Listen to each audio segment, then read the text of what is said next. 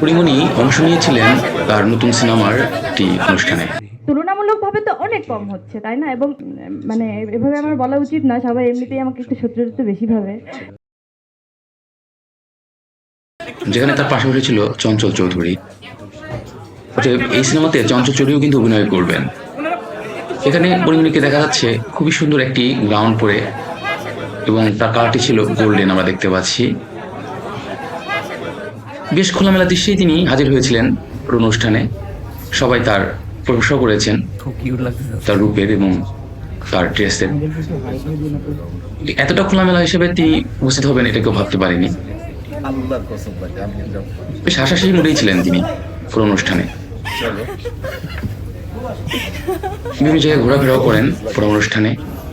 আমাদেরকে একটু হাই দিয়ে দিন। বিভিন্ন অ্যাঙ্গেল থেকে তাকে দেখা যায়, বিভিন্ন রকমের দেখা যায় সব, কিন্তু দেখতে কিন্তু খারাপ লাগছে না সবকিছু মিলে। ভিড়ের ভিতরে মাঝখানে বেশ ধাক্কাধাক্কির ঘটনা ঘটেছে। আমাদের কাছে মনে হয়েছে কেউ কেউ সুযোগ নেওয়ার চেষ্টা করেছিলেন। আমাদেরকে একটু পরিমণি যে সুন্দর সে কথা নিঃসন্দেহে বলাই যায়। সিনেমাটি হবে রবীন্দ্রনাথ ঠাকুরের গল্প অবলম্বনে, সে কথা তিনি নিজেই বলেছেন।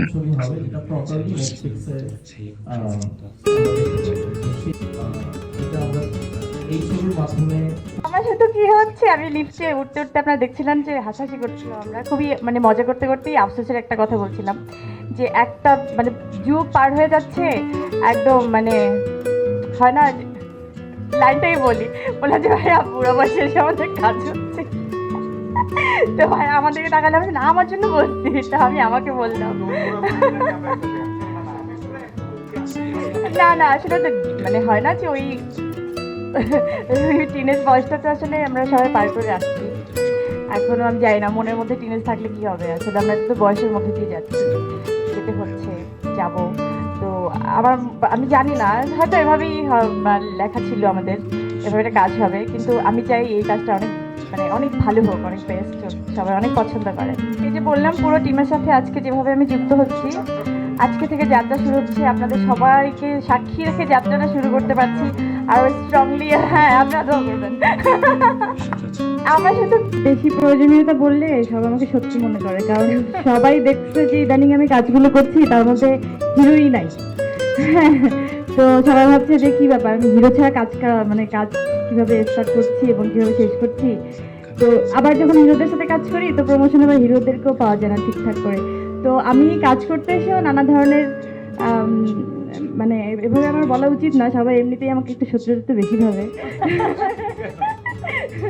তারপর কেন জানি না, আমার মনে হয় যে আসলে কাজটাকে আমরা ফোকাস করি এবং সেটা হোক। ওই যে এখন কি করবো, লেহেঙ্গা পরে এখানে নাচানাচি করলে তো আসলে হয় না। দিন শেষে আমরা একটা বেঁচে থাকার মতো একটা কাজ চাই, একটা জায়গা চাই, সেখান থেকে ক্যারেক্টারটা বেশি ইম্পর্টেন্ট, চরিত্রটা ইম্পর্টেন্ট। সেখানে যখন আপনি চরিত্রকে বেশি ফোকাস করতে যাবেন তো ওই নারী কেন্দ্রিক ব্যাপারটাই চলে আসে, কারণ তো আমি নারী।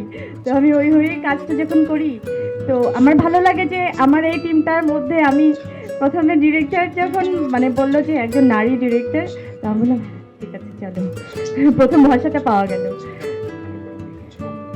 না বললো যে তুলনামূলকভাবে তো অনেক কম হচ্ছে, তাই না? এবং রবীন্দ্রনাথের আমরা ভাইয়া যখন বলছিলাম আমি রবীন্দ্রনাথের গল্পই করিনি, আমি খুব অবাক হচ্ছিলাম, কারণ আমি মুখিয়েছিলাম সারা জীবন যে আমি কবে, সবাই জিজ্ঞেস করছিলেন না যে আমার এখানে অনেক মানে সাংবাদিকরা আছেন, তারা কিন্তু অনেকবারই আমাকে কোশ্চেনটা করেছেন যে আপনার পছন্দের একটা চরিত্র বলেন যেটা আপনি কখনো এখন করেনি। তো আমি কিন্তু বলেইছি যে আমার রবীন্দ্রনাথের কোনো একটা সুন্দর একটা চরিত্র করার জন্য। তো আমার জীবনে এরকম একটা আকাঙ্ক্ষা ছিল যে কবেই আমি চরিত্র করতে পারবো, সেখানে দেখছি ভাইয়াও করে নাই। বাসনা হয়ে গেল। এই আত্মতৃপ্তিটা আসলে আমরা এই কাজটাকে একদম ঢেলে করতে চাই। দেখা যাক কতটুকু তৃপ্তি আমরা পাই এবং আপনাদেরকে দিতে পারি ইনশাআল্লাহ। আপনারা দোয়া করবেন, আমরা পুরোটাই যথাযথভাবে চেষ্টা করব।